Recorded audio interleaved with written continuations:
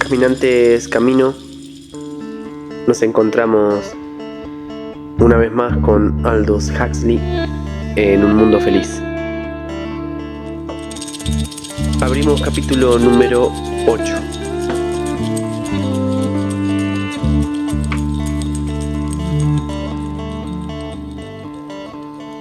Fuera, entre el polvo y la basura, a la sazón había ya 4 perros. Bernard y John paseaban lentamente. Para mí es muy difícil comprenderlo, decía Bernard. Reconstruir. Es como si viviéramos en diferentes planetas, en siglos diferentes. Una madre, y toda esta porquería, y dioses, y la vejez, y la enfermedad. Movió la cabeza. Es inconcebible, nunca lo comprenderé, a menos que me lo expliques. ¿Que te explique qué? Esto. Y Bernard señaló el pueblo. Y esto. Y ahora señaló la casita en las afueras. Todo. Toda tu vida. Pero, ¿qué puedo decir yo? Todo, desde el principio. Desde tan atrás como puedas recordar. Desde tan atrás como pueda recordar. John frunció el ceño. Siguió un largo silencio. John recordaba una estancia enorme, muy oscura. Había en ella unos armatostes de madera con unas cuerdas atadas a ellos, y muchas mujeres de pie. En torno a aquellos armatostes tejiendo mantas, según dijo Linda. Linda le ordenó que se sentara en un rincón con los otros niños. De pronto la gente empezó a hablar en voz muy alta, y unas mujeres empujaban a Linda hacia afuera, y Linda lloraba. Linda corrió hacia la puerta, y John tras ella. Le preguntó por qué estaban enojadas. «Porque he roto una cosa», dijo Linda, y entonces se enojó ella también. «¿Por qué he de saber yo nada de sus estúpidos trabajos?», dijo. «Salvajes». John le preguntó qué quería decir salvajes. Cuando volvieron a casa, Popé esperaba en la puerta y entró con ellos. Llevaba una gran calabaza llena de un líquido que parecía agua, pero no era agua, sino algo que olía mal, quemaba en la boca y hacía toser.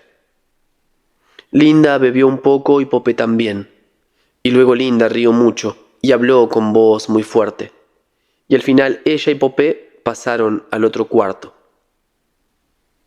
Cuando Popé se hubo marchado, John entró en la habitación. Linda estaba acostada y dormía profundamente. Popé solía ir por la casa. Decía que el líquido de la calabaza se llamaba mezcal, pero Linda decía que debía llamarse soma. Solo que después uno se encontraba mareado. John odiaba a Popé. Les odiaba a todos los hombres que iban a ver a Linda. Una tarde, después de jugar con otros niños, recordaba que hacía frío y había nieve en las montañas. John volvió a casa y oyó voces iracundas en el dormitorio. Eran de mujer y decían palabras que él no entendía, pero sabía que eran palabras horribles. Luego, de pronto, ¡plas! Algo cayó al suelo. Oyó movimiento de gente y otro ruido, como cuando azotan a una mula, pero a una mula carnosa. Después Linda chilló. «Oh, no, no, no». John entró corriendo. Había 3 mujeres con mantos negros. Linda estaba acostada. Una de las mujeres la sujetaba por las muñecas. La otra se había sentado encima de sus piernas para que no pudiera patalear. La tercera la golpeaba con un látigo. 1, 2, 3 veces. Y cada vez Linda chillaba. Llorando, John se agarró al borde del manto de la mujer.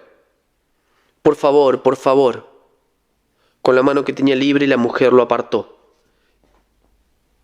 El látigo volvió a caer Y de nuevo Linda chilló. John agarró la mano fuerte y morena de la mujer entre las suyas y le pegó un mordisco con todas sus fuerzas. La mujer gritó, libró la mano que tenía cogida y le arrió tal empujón que lo derribó. Cuando todavía estaba en el suelo, la mujer lo azotó 3 veces con el látigo. Le dolió, como nunca le había dolido nada, como fuego. El látigo volvió a silbar y cayó, pero esta vez chilló Linda. ¿Pero por qué querían hacerte daño, Linda?, le preguntó aquella noche. John lloraba, porque las señales rojas del látigo en la espalda le dolían terriblemente.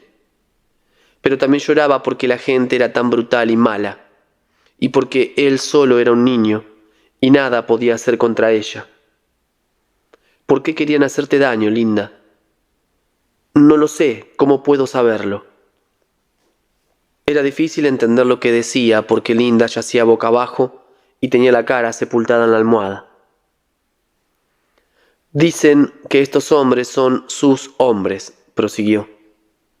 Y era como si no le hablara a él, como si se lo dijera a alguien que se hallara dentro de ella misma.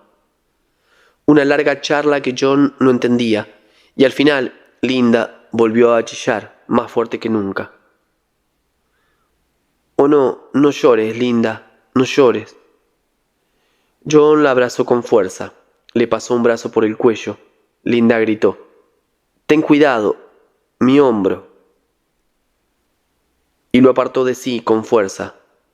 John fue a dar de cabeza contra la pared. «Imbécil», le gritó su madre. Y de pronto empezó a pegarle bofetadas. Una y otra más. «Linda», gritó John. «Oh, madre, no, no. Yo no soy tu madre, yo no quiero ser tu madre». «Pero Linda...» Otra cachetada en la mejilla. «Me he vuelto como un salvaje», gritaba Linda. «Tengo hijos como un animal. De no haber sido por ti, hubiese podido presentarme al inspector. Hubiese podido marcharme de aquí. Pero no con un hijo. Hubiese sido una vergüenza demasiado grande». John adivinó que iba a pegarle de nuevo y levantó un brazo para protegerse la cara. «Oh no, Linda, no, por favor». «Bestezuela». Linda lo obligó a bajar el brazo, dejándole la cara al descubierto. «No, Linda». John cerró los ojos esperando el golpe, pero Linda no le pegó. Al cabo de un momento, John volvió a abrir los ojos y vio que su madre lo miraba. John intentó sonreírle. De pronto Linda lo abrazó y empezó a besarle una y otra vez. Los momentos más felices eran cuando Linda le hablaba del otro lugar. ¿Y de veras puedes volar cuando se te antoja? De veras. Y Linda le contaba lo de la hermosa música que salía de una caja, y los juegos estupendos a que se podía jugar, y las cosas deliciosas de comer y de beber que había, y la luz que surgía con solo pulsar un aparatito en la pared, y las películas que se podían oír y palpar y ver, y otra caja que producía olores agradables, y las casas rosadas, verdes, azules y plateadas, altas como montañas y todo el mundo feliz, y nadie triste ni enojado, y todo el mundo pertenecía a todo el mundo, y las cajas que permitían ver y oír todo lo que ocurría en el otro extremo del mundo, y los niños en frascos limpios y hermosos. Todo limpísimo, sin malos olores, sin suciedad, y nadie solo, sino viviendo todos juntos, alegres y felices. Algo así como en los bailes de verano de Malpaís, pero mucho más felices porque su felicidad era de todos los días, de siempre. John la escuchaba, embelesado. Muchos hombres iban a ver a Linda. Los chiquillos empezaron a señalarla con el dedo. En su lengua extranjera decían que Linda era mala. La llamaban con nombres que John no comprendía, pero que sabía eran malos nombres. Un día empezaron a cantar una canción acerca de Linda, una y otra vez. John les arrojó piedras. Ellos replicaron, y una piedra aguzada lo hirió en la mejilla. La sangre no cesaba de manar, y pronto quedó cubierto de ella. Linda le enseñó a leer. Con un trozo de carbón dibujaba figuras en la pared. Un animal echado, un niño dentro de una botella. Y después escribía detrás: el gato duerme, el peque está en el bote. John aprendió deprisa y con facilidad. Cuando ya sabía leer todas las palabras que su madre escribía en la pared, Linda abrió su gran caja de madera y sacó de debajo de aquellos graciosos pantalones rojos que nunca llevaba un librito muy delgado. John lo había visto ya muchas veces. Cuando seas mayor, le decía siempre su madre, te dejaré leerlo. Bueno, ahora ya era lo bastante mayor. John se sentía muy orgulloso. Temo que no lo encontrarás muy apasionante, dijo Linda, pero es el único que tengo. Y suspiró. Si pudieras ver las estupendas máquinas de leer que tenemos en Londres. John empezó a leer. El condicionamiento químico y bacteriológico del embrión. Instrucciones prácticas para los trabajadores beta del almacén de embriones. Solo leer el título le llevó un cuarto de hora. John arrojó el libro al suelo. Libro feo, exclamó, y se echó a llorar. Los muchachos seguían cantando su horrible canción acerca de Linda, y a veces se burlaban de él porque iba tan desarrapado. Cuando se le rompían los vestidos, Linda no sabía remendarlos. En el otro lugar, le dijo su madre, la gente tiraba la ropa vieja y se compraba otra nueva. Harapiento, harapiento, le chillaban los muchachos. Pero yo sé leer, se decía John, y ellos no. Ni siquiera saben lo que es leer. No le era difícil, si se esforzaba en pensar en aquello, fingir que no le importaba que se burlaran de él. Pidió a Linda que volviera a prestarle el libro. Cuanto más cantaban los muchachos y más lo señalaban con el dedo, tanto más ahincadamente leía. Pronto pudo leer todas las palabras, hasta la más larga. ¿Pero qué significaban?, se lo preguntó a Linda. Pero ni siquiera, cuando ésta podía contestarle, lo comprendía con claridad. Y generalmente ni siquiera podía contestarle. ¿Qué son productos químicos?, preguntaba a John. Oh, cosas como sales de magnesio y alcohol para mantener a los delta y los epsilones pequeños y retrasados. Y carbonato de calcio para los huesos, y cosas por el estilo. Pero, ¿cómo se hacen los productos químicos, Linda? ¿De dónde salen? No lo sé. Se sacan de frascos. Y cuando los frascos quedan vacíos, se envía a buscar más al almacén químico. Supongo que la gente del almacén químico los fabrica. ¿O acaso van a buscarlos a la fábrica? No lo sé. Yo no trabajaba en eso. Yo estaba ocupada en los embriones. Y lo mismo ocurría con cualquier cosa que preguntara. Por lo visto, Linda apenas sabía nada. Los viejos del pueblo daban respuestas mucho más concretas. La semilla de los hombres y de todas las criaturas, la semilla del sol y la semilla de la tierra y la semilla del cielo. Todo esto lo hizo Agunahuilona, de la niebla desarrolladora. El mundo tiene 4 vientres, y Agunaxvilona enterró la semilla en el más bajo de los 4 vientres. Y gradualmente, las semillas empezaron a germinar. Un día, John calculó más tarde que ello debió de ocurrir poco después de haber cumplido los 12 años. Llegó a casa y encontró en el suelo del dormitorio un libro que no había visto nunca antes entonces. Era un libro muy grueso y parecía muy viejo. Los ratones habían roído sus tapas, y algunas de sus páginas aparecían sueltas o arrugadas. John lo cogió y miró la portadilla. El libro se titulaba Obras completas de William Shakespeare. Linda yacía en la cama, bebiendo en una taza el hediondo mezcal. «Popé lo trajo», dijo. Su voz sonaba estropajosa y áspera, como si no fuese la suya. Estaba en uno de los arcones de la quiva de los antílopes. Seguramente estaba allá desde hace cientos de años.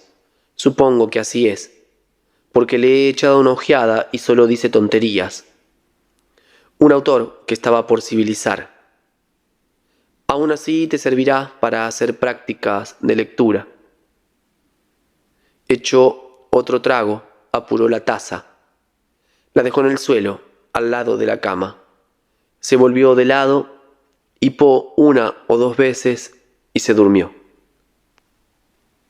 John abrió el libro al azar. Nada, solo vivir. En el rancio sudor de un lecho inmundo, cociéndose en la corrupción, arrullándose y haciéndose el amor sobre el maculado camastro. Las extrañas palabras penetraron, rumorosas en su mente como la voz del trueno, como los tambores de las danzas de verano si los tambores supieran hablar, como los hombres que cantaban el canto del maíz, tan hermoso que hacía llorar, como las palabras mágicas del viejo Mitsima sobre sus plumas, sus palos tallados y sus trozos de hueso y de piedra. Kiatla y Silu, Silokwe, Silokwe, Silokwe. Kiai, Silu, Silu, Tzitl. Pero mejor que las fórmulas mágicas de Mitsima, porque aquello significaba algo más, porque le hablaba a él. Le hablaba maravillosamente, de una manera solo a medias comprensible, con un poder mágico terriblemente bello, de Linda que yacía allá roncando, con la taza vacía junto a su cama. Le hablaba de Linda y Popé, de Linda y Popé. John odiaba a Popé cada vez más. Un hombre puede sonreír y ser un villano incapaz de remordimientos, un traidor, cobarde, inhumano. ¿Qué significaban exactamente estas palabras? John solo lo sabía a medias. Pero su magia era poderosa y las palabras seguían resonando en su cerebro, y en cierta manera era como si hasta entonces no hubiese odiado realmente a Popé, como si no le hubiese odiado realmente porque nunca había sido capaz de expresar cuánto le odiaba. Pero ahora John tenía estas palabras que eran como tambores, como cantos, como fórmulas mágicas. Un día, cuando John volvió a casa después de sus juegos, encontró abierta la puerta del cuarto interior y los vio yaciendo los dos en la cama, dormidos. La blanca, Linda y Popé, casi negro a su lado, con un brazo bajo los hombros de ella y el otro encima de su pecho, con una de sus trenzas negras sobre la blanca garganta de Linda, como una serpiente que quisiera estrangularla. En el suelo, junto a la cama, había la calabaza de Popé y una taza. Linda roncaba. John tuvo la sensación de que su corazón había desaparecido, dejando un hueco en su lugar. Sí, se sentía vacío. Vacío y frío, y un tonto mareado, y como deslumbrado.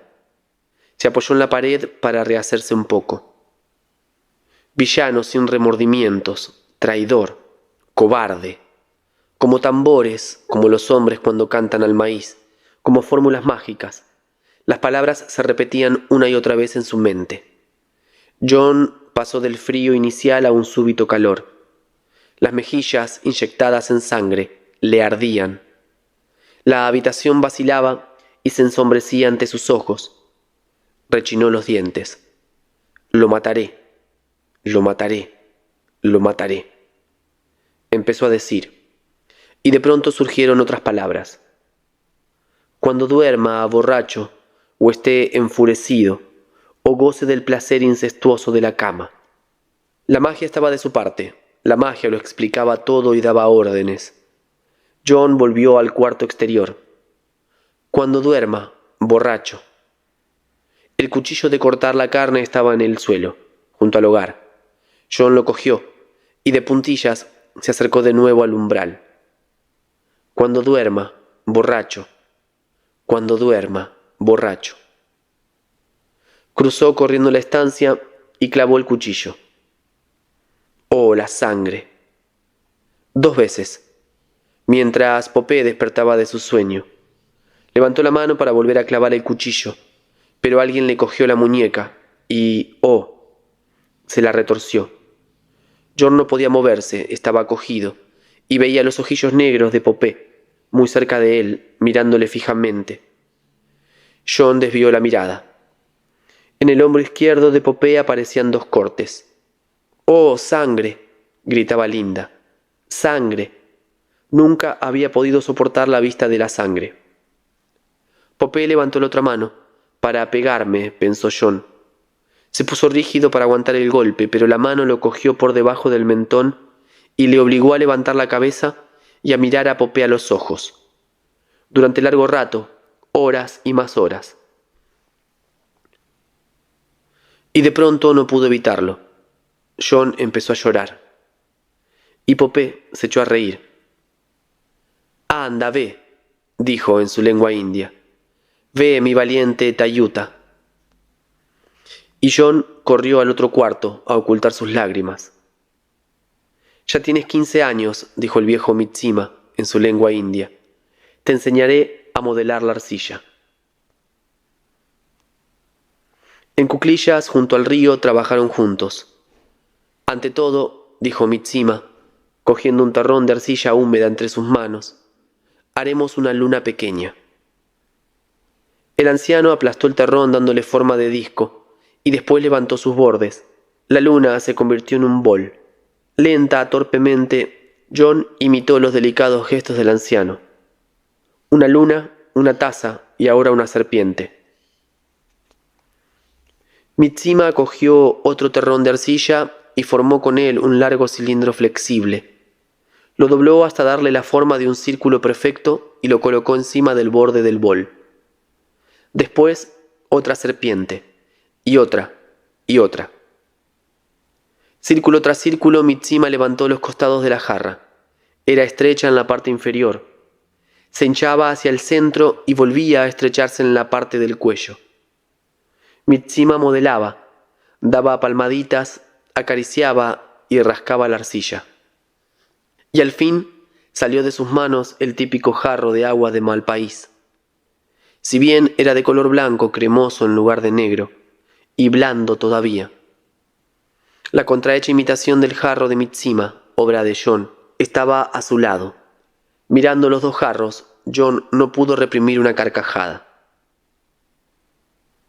«Pero el próximo será mejor», dijo, y empezó a humedecer otro terrón de arcilla. Modelar, dar forma, sentir cómo sus dedos adquirían habilidad y fuerza le proporcionaba un placer extraordinario. Vitamina A, vitamina B, vitamina C, canturreaba mientras trabajaba. La grasa está en el hígado y el bacalao en el mar. Y también Mitsima cantaba una canción sobre la matanza de un oso. Trabajaron todo el día, y el día entero estuvo lleno de una felicidad intensa, absorbente. «El próximo invierno», dijo el viejo Mitsima, «te enseñaré a construir un arco». John esperó largo rato delante de la casa, y al fin terminaron las ceremonias que se celebraban en el interior. La puerta se abrió y ellos salieron. Primero Kotlu, con la mano derecha extendida, fuertemente cerrado el puño, como si guardara una joya preciosa. Le seguía Kiakime, también con la mano derecha extendida, pero cerrado el puño. Caminaba en silencio, y en silencio, detrás de ellos, seguían los hermanos, las hermanas, los primos y la gente mayor. Salieron del pueblo cruzando la altiplanicie. Al llegar al borde del acantilado se detuvieron, cara al sol matutino. Kotlu abrió el puño. Vióse en la palma de su mano una pulgarada de blanca harina de maíz. Kotlu le echó un poco de su aliento, pronunció unas palabras misteriosas y arrojó la harina, un puñado de polvo blanco, en dirección al sol. Queaquimé hizo lo mismo. Después el padre de Queaquimé avanzó un paso y levantando un bastón litúrgico, adornado con plumas, pronunció una larga oración y acabó arrojando el bastón en la misma dirección que había seguido la harina de maíz. Se acabó, dijo el viejo Mitsima en voz alta. Están casados. Bueno, dijo Linda cuando se volvieron, yo solo digo que no veo la necesidad de armar tanto alboroto por una insignificancia como esta. En los países civilizados, cuando un muchacho desea a una chica, se limita a... Pero, ¿a dónde vas, John? John no le hizo caso y echó a correr. Lejos, muy lejos. Donde pudiera estar solo. Se acabó. Las palabras del viejo Mitsima seguían resonando en su mente. Se acabó. Se acabó. En silencio y desde lejos, pero violenta, desesperadamente sin esperanza alguna, John había amado a Queaquimé. Y ahora todo había acabado. John tenía 16 años. Cuando la luna fuese llena, en la quiva de los antílopes, se revelarían muchos secretos. Se ejecutarían muchos ritmos ocultos. Los muchachos bajarían a la quiva y saldrían de ella convertidos en hombres. Todos estaban un poco asustados y al mismo tiempo impacientes. Al fin llegó el día. El sol fue al ocaso y apareció la luna. John fue con los demás. Ante la entrada de la quiva esperaban unos hombres morenos. La escalera de mano descendía hacia las profundidades iluminadas con una luz rojiza. Ya los primeros habían empezado a bajar. De pronto uno de los hombres avanzó. Lo agarró por un brazo y lo sacó de la fila. John logró escapar de sus manos y volver a ocupar su lugar entre los otros. Esta vez el hombre lo agarró por los cabellos y le golpeó. «Tú no, albino». «El hijo de perra no», gritó otro hombre. Los muchachos rieron. «Fuera». John todavía no se decidía a separarse del grupo. «Fuera», volvieron a gritar los hombres. Uno de ellos se agachó, cogió una piedra y se la arrojó. «Fuera, fuera, fuera». Cayó sobre él un chaparrón de guijarros. Sangrando, John huyó hacia las tinieblas. De la quiva iluminada, de rojo llegaba hasta él el rumor de unos cantos. El último muchacho había bajado ya la escalera. John se había quedado solo. Solo, fuera del pueblo, en la desierta llanura de la altiplanicie, a la luz de la luna. Las rocas eran como huesos blanqueados. Abajo, en el valle, los coyotes aullaban a la luna. Los arañazos le escocían y los cortes todavía le sangraban.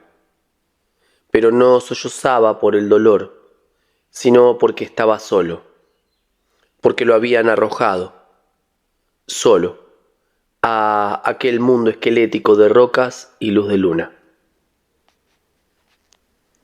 Solo, siempre solo, decía el joven. Las palabras despertaron un eco quejumbroso en la mente de Bernard. Solo, solo. También yo estoy solo, dijo, cediendo a un impulso de confianza. Terriblemente solo. Tú, John parecía sorprendido. Yo creía que en el otro lugar, Linda siempre dice que allá nadie está solo. Bernard se sonrojó, turbado. Verás, dijo, tartamudeando y sin mirarle. Yo soy bastante diferente a los demás, supongo. si por azar uno es decantado diferente. Sí, esto es, asintió el joven. Si uno es diferente, se ve condenado a la soledad. Los demás le tratan brutalmente. Sabes que a mí me han mantenido alejado de todo. Cuando los otros muchachos fueron enviados a pasar la noche en las montañas, donde deben soñar cuál es su respectivo animal sagrado, a mí no me dejaron ir con los otros, ni me revelaron ninguno de sus secretos. Pero yo lo hice todo por mí mismo, agregó. Pasé 5 días sin comer absolutamente nada, y una noche me marché solo a aquellas montañas. Bernard sonrió con condescendencia. ¿Y soñaste algo?, preguntó. El otro asintió con la cabeza. Pero no debo decirte lo que soñé. Guardó silencio un momento y después en voz baja prosiguió. Una vez hice algo que ninguno de los demás ha hecho. Un mediodía de verano permanecí apoyado en una roca, con los brazos abiertos, como Jesús en la cruz. ¿Pero por qué lo hiciste? Quería saber qué sensación producía ser crucificado, colgar allá al sol. ¿Pero por qué? Porque, pues, vaciló. Porque sentía que debía hacerlo. Si Jesús pudo soportarlo. Además, si uno ha hecho algo malo. Por otra parte, yo no era feliz, y esta era otra razón. A primera vista, parece una forma muy curiosa de poner remedio a la infelicidad, dijo Bernard. Pero pensándolo mejor, llegó a la conclusión de que a fin de cuentas, algo había en ello. Quizá fuese mejor que tomar soma. Al cabo de un rato me desmayé, dijo el joven. Caí boca abajo.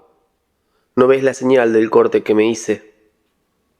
Se levantó el mechón de pelo rubio que le cubría la frente, dejando al descubierto una cicatriz pálida que aparecía en su sien derecha.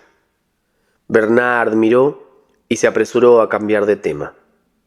¿Te gustaría ir a Londres con nosotros?, preguntó, iniciando así el primer paso de una campaña cuya estrategia había empezado a elaborar en secreto desde el momento en que, en el interior de la casucha, había comprendido quién debía ser el padre de aquel joven salvaje. ¿Te gustaría? El rostro del muchacho se iluminó. ¿Lo dices en serio? Claro, es decir, suponiendo que consiguiera el permiso. ¿Y Linda también? Bueno. Bernard vaciló. Aquella odiosa criatura. No, era imposible. A menos que... De pronto, se le ocurrió a Bernard que la misma repulsión que Linda inspiraba podía constituir un buen triunfo. Pues, claro que sí, exclamó, esforzándose por compensar su vacilación con un exceso de cordialidad. Pensar que pudiera realizarse el sueño de toda mi vida. ¿Recuerdas lo que dice Miranda? ¿Quién es Miranda? Pero evidentemente el joven no había oído la pregunta. «Oh, maravilla», decía. Sus ojos brillaban y su rostro ardía. «Cuántas y cuán divinas criaturas hay aquí. Cuán bella humanidad». Su sonrojo se intensificó súbitamente. John pensaba en Lenina, en aquel ángel vestido de viscosa color verde botella, reluciente de juventud, de crema cutánea, llenita y sonriente. Su voz vaciló. «Oh, maravilloso nuevo mundo». Empezó, pero de pronto se interrumpió. La sangre había abandonado sus mejillas. Estaba blanco como el papel. «¿Estás casado con ella?», preguntó. «¿Si estoy qué?». «Casado, comprendes, para siempre». Los indios en su lengua lo dicen así. Para siempre. Un lazo que no puede romperse. «Oh, no, por Ford». Bernard no pudo por menos de reír. John rió también, pero por otra razón. Rió de pura alegría. «Oh, maravilloso nuevo mundo», repitió. «Oh, maravilloso nuevo mundo que alberga tales criaturas. Vayamos allá». «A veces hablas de una manera muy rara», dijo Bernard, mirando al joven con asombro y perplejidad. «Por otra parte, ¿no sería más prudente que esperaras a ver ese nuevo mundo?» Final de la lectura del capítulo número 8. Muchas gracias por escuchar. Nos damos cita para encontrarnos a leer el próximo capítulo número 9. Un gran abrazo.